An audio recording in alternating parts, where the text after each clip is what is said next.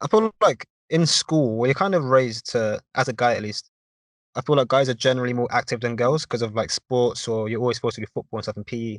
Whereas other than you and like one other girl, I don't know many girls that are, in good shape. And like you do medicine. Was that something that were you inspired by your course or like how did you get into being active?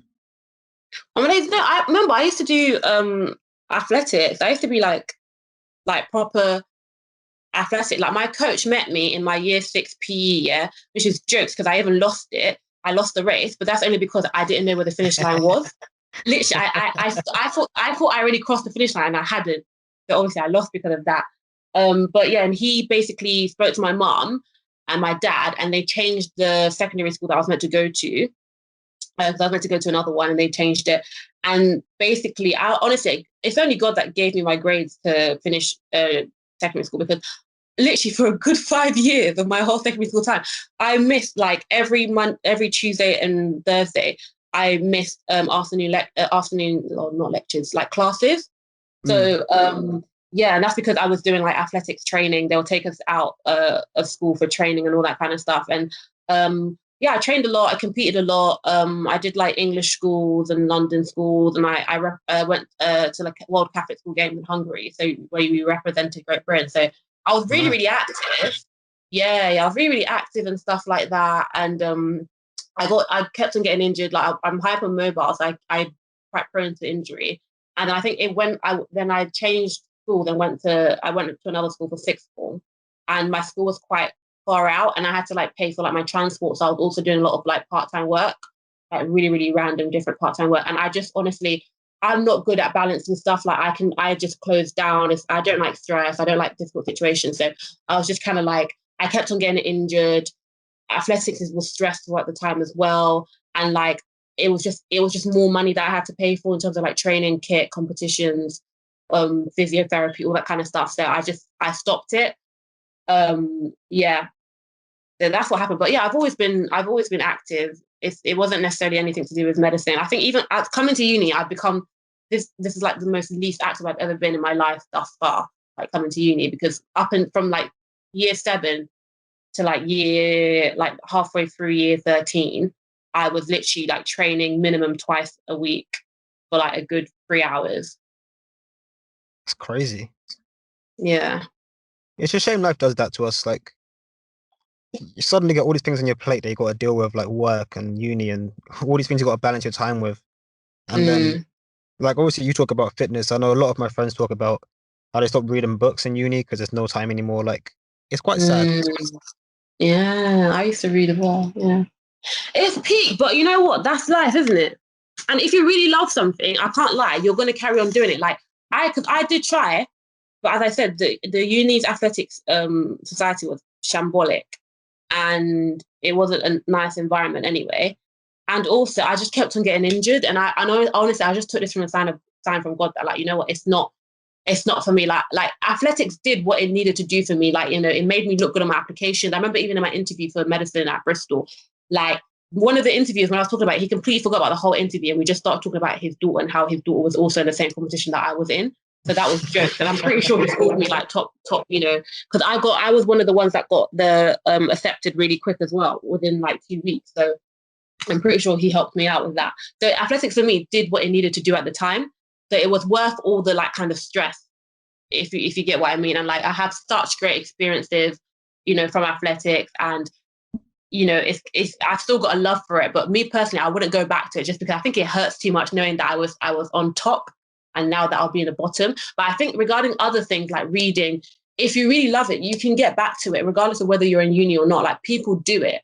There's nothing like, oh, if this is everything's a bit too much. You just gotta calm yourself and then get your priorities in order. Like, how much do you actually love reading, and how much do you think this is going to be good for your mental health and your overall well-being?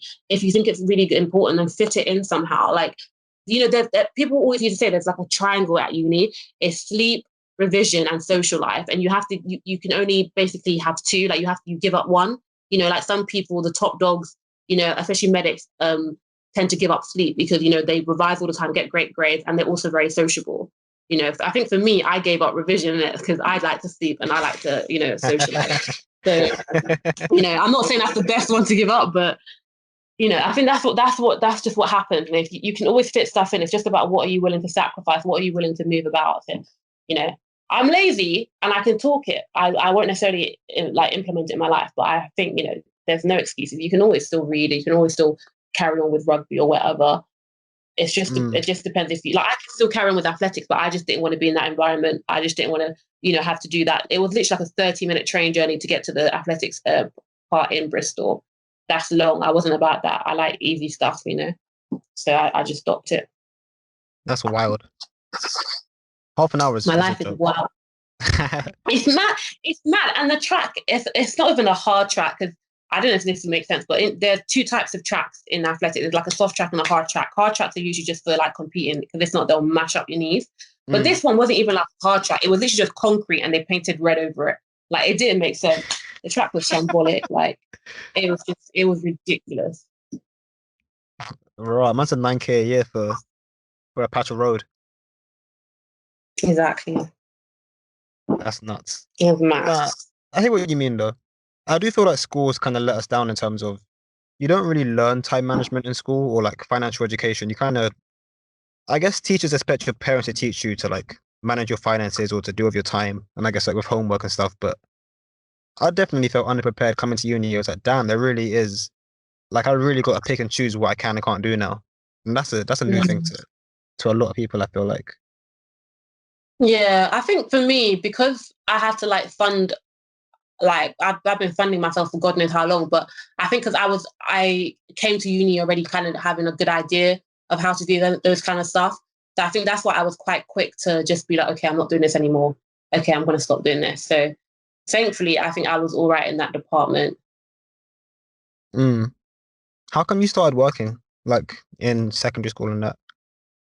Because like I had to like get the tube to like my sixth form. My sixth form wasn't close. Like I couldn't get the bus, which is free for under 18s. I had to Yeah. get like the train, and it was like through zone one. So I had to like fund that because then the cash that my mom would give me would literally only be enough for like lunch, and also Mm. like I like doing stuff. Like if you know me, I like doing stuff. And if I do something, I'm gonna do it well. So like going out, I wanted extra money to like go out, and like I wanted extra money to like do other stuff. Yeah, I just like having money. I don't necessarily spend a lot of money, to be honest. Like, but when I do spend a lot of money, it tends to be a significant amount. But then it's just nice knowing that you have your own money. I don't know. That's just how I see it. Yeah. And No, plus, yeah, I completely agree. yeah, it's just nice. Like, especially like the odd occasional times like after school. I mean, like in sixth form. Well, I didn't have many friends in sixth form, but like the odd occasional time we'll be like, oh, do you want to get McDonald's? And you can be like, yeah, because I've got some like cash on me or something like that. Or like weekend events. You'd be like, yeah, I've got cash on me. Mm-hmm. No, that's true. I mean, I never really needed money to get to school because there was a bus ride for me. But Mm. I was always getting what, £10 a week, like allegedly from my parents for lunch. And my friends were getting like 20, 30, 40, or like £5 every day. I'm like, flipping hell, I can't keep up with these guys. Wow.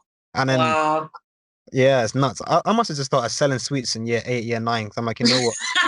£10 is like 40 Kit Kats. Hustling young, hustling from young. Literally, man.